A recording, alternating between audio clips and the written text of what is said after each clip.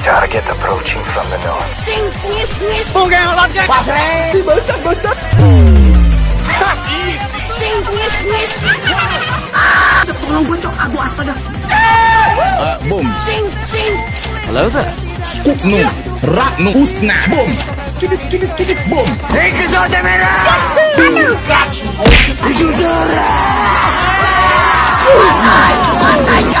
Pantai coy. Ini saatnya. Tapi bohong. Jangan aku. Sayang, jangan gitu dong.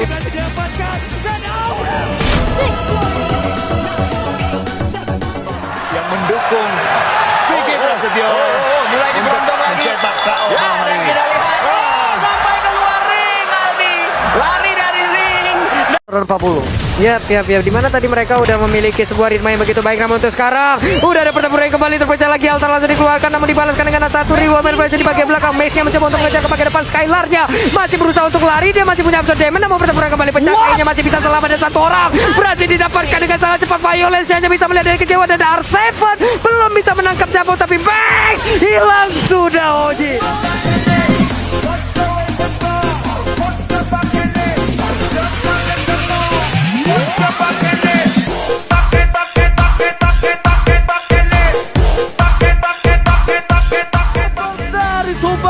Terbakar di sini 2 versus everybody. Fokus ke Ramesnya, gak boleh apapun terjadi. Immortality pecah, dan ini bencana. Ararki Ozi akan ganti backdoor, dan Yes, saya lihat.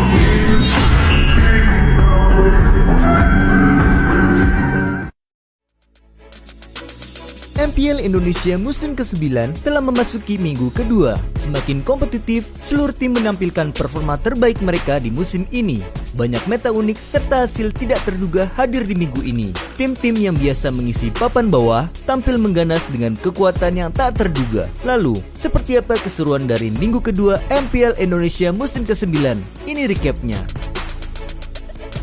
Pertandingan pembuka minggu kedua regular season MPL Indonesia musim ke-9 mempertemukan Aura Fire dengan sang juara MPL Indonesia musim ke-8, Onyx Esports. Tidak melakukan respect ban terhadap Fanny, backline Onyx Esports dibuat berantakan oleh kemampuan Kabuki memainkan steel cable milik Fanny.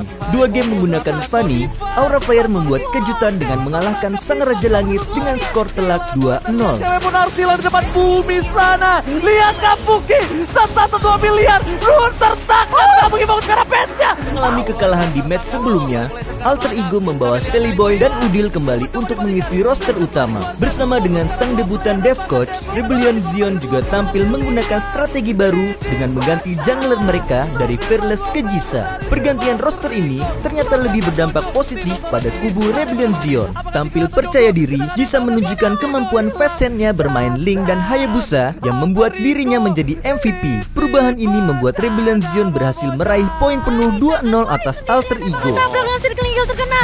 Stun begitu saja, Pai. Tidak bisa menahan damage, kalinya masih ada split, tapi biru dengan satu buat tonjokan langsung warm out. Masuk ke hari kedua MPL Indonesia musim ke-9 mempertemukan Bigetron Alpha dan Aura Fire. Rainbow yang mendapatkan Johnson-nya di game pertama sempat membuat Bigetron Alpha mencuri 1 poin dari Aura Fire. Namun Hype yang kembali ke posisi jungler menunjukkan ketajamannya. Dengan permainan Link dan Karina yang memukau membuat Aura mendapatkan 2 kemenangan sisanya dan membalikan keadaan. Hype yang kedua kali menjadi MVP membawa Aura Fire menjadi pemenang dalam match ini dengan skor kemenangan 2-1. Wow. Facehagernya udah dari lompatan di bagian belakang, namun dilompatin juga dengan Tempest of Blade. Ada lagi bantuan dari Split. Double kill berhasil didapatkan. EVOS Legends tampil berbeda saat melawan Geek Fam. Tanpa sang kapten, Rek, EVOS Legends tampil dengan warna baru dengan memainkan Luminaire, Dreams, dan Van Strong yang menemani Anti-Mesh dan Versix. Munculnya meta unik seperti Esmeralda mid lane yang dimainkan Luminaire ternyata efektif membuat EVOS menang meyakinkan 2-0 dari Geek Fam. Mulai masuk lagi ke dalam, siap untuk memberikan damage terhadap ada PS yang dimiliki oleh Givan. Namun di bagian belakang coba lihat ada WM Dragon yang akan dikeluarkan dan benar aja langsung connect ke arah satu player. Dan Cecilia menjadi korbannya. Namun untuk PS-nya sedikit. The Royal Derby menjadi penutup untuk hari kedua minggu kedua MPL Indonesia season ke-9. Perubahan besar-besaran terjadi di tim RRQ. Tidak diperkuat roster utamanya, RRQ bermain dengan pemain debutan MDL Ether, Yumi, dan Violence. Sama dengan RRQ, Onyx juga melakukan pergantian pemain dari Sirvit Lance ke Samon yang membuat Suns kembali mengisi posisi jungler. Tampil pertama kali di MPL dan di Royal Derby membuat penampilan pemain debutan RRQOC belum maksimal dan harus tunduk di tangan Onyx Esports dengan skor telak 2-0. Punya kesempatan pulang. Ini di RRQOC, kesempatan terakhir bisa mempertahankan langsung, tapi Clay-nya mencoba untuk ngebayangkan sedikit ke belakang. Dia mencoba untuk berlari-lari sedikit lagi habisnya. AFP-nya Derby degradasi mempertemukan Geek Fam dan Rebellion Zion yang menempati posisi ke-7 dan ke-8 di musim lalu. Gagal masuk playoff membuat kedua tim berbenah untuk tidak mengulangi kesalahan yang sama. Rebellion Zion membuktikan itu dengan kembali memainkan Gisa di posisi jungler. Geek Fam yang belum mendapatkan poin kemenangan juga menggunakan strategi baru dengan memainkan BP25 sebagai jungler. Namun, hasil kurang maksimal masih menghantui Geek Fam. Belum pecah telur, Geek Fam harus mengakui keunggulan Rebellion Zion dan kalah dengan skor 2-0.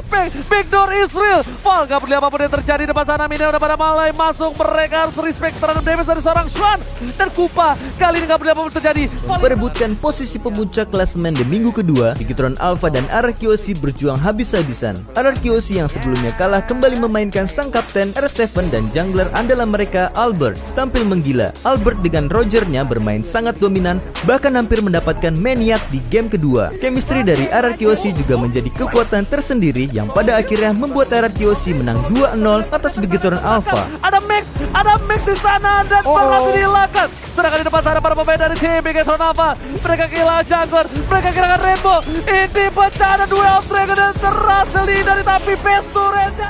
Minggu kedua akhirnya telah selesai. Kedelapan tim telah menunjukkan kebolehannya dengan komposisi dan meta yang baru. Dari pertarungan ini, RRQOC memantapkan tempatnya sebagai raja di posisi puncak klasemen sementara regular season. Disusul oleh dua tim dengan skor sama, EVOS Legends dan Aura Fire dengan 2 kemenangan dan 1 kekalahan. Yang mengejutkan, Alter Ego yang kalah di tangan Rebellion Zion harus menempati posisi ke-7. Geek Fam yang belum mendapatkan kemenangan sama sekali di posisi ke-8 juga harus segera menemukan strategi terbaik untuk menyelamatkan mereka dari posisi terbuncit. Oleh karena itu, pastikan kamu tidak tertinggal menyaksikan pertandingan-pertandingan seru lainnya di minggu depan. Akan ada El Clasico yang tersaji di minggu ketiga hari kedua pada tanggal 5 Maret. Serta akan ada pertarungan sengit antara Bigetron Alpha melawan Alter Ego. Siapa yang akan memenangkannya? Akankah Gfam dan Alter Ego dapat merubah keadaan? Cari jawabannya di MPL Indonesia musim ke-9. We own this!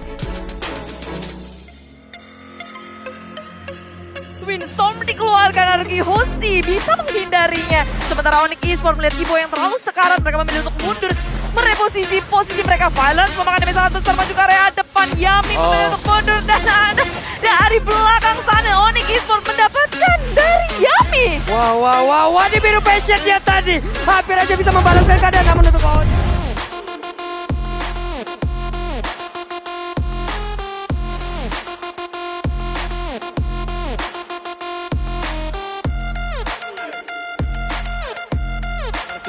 Dipaksakan kembali, KAE coba untuk membantu, tapi lihat Rivo versus everybody mencoba untuk digaruk begitu saja, dan bahkan di depan sana ada Reboys, kami apakah sekali akan menjadi pilihan utama, tapi lihat spray down, dia bakal peringatan tadi keluarkan, duel akan menuju ke seorang Max, dan bahkan di sini Violence save the team. Albert masih mau lebih.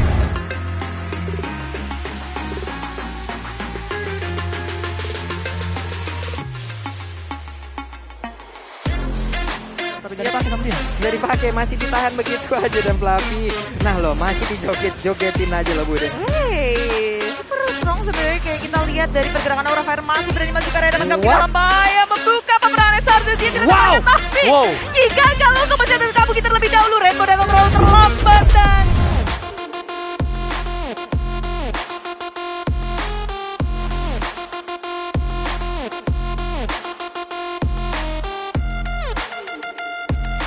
nggak bisa spawn lagi ya. Iya, jadi untuk map control nanti lebih lama masuk ke game seperti ini bisa diambil pas saja. Wah, tim matchnya tertangkap basah seorang diri dan naik ke arah satu player dan replay berhasil didapatkan. Namun di arah yang berbeda ada satu pergerakan dari Betrial yang diberhentikan begitu aja, double kill bisa didapatkan juga oleh Persik untuk kali ini.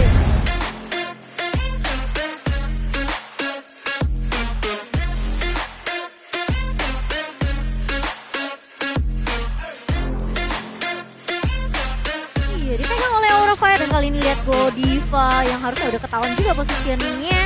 Terkena satu buah Abyssal Arrow dan bahkan Sans bakal coba untuk menahan di area depan. Kali ini Godiva bakal coba mukul mundur, tarik ulur dulu, tapi yang mau main disconnect. Karena seorang Godiva terkena stun dan bahkan Godiva masih bisa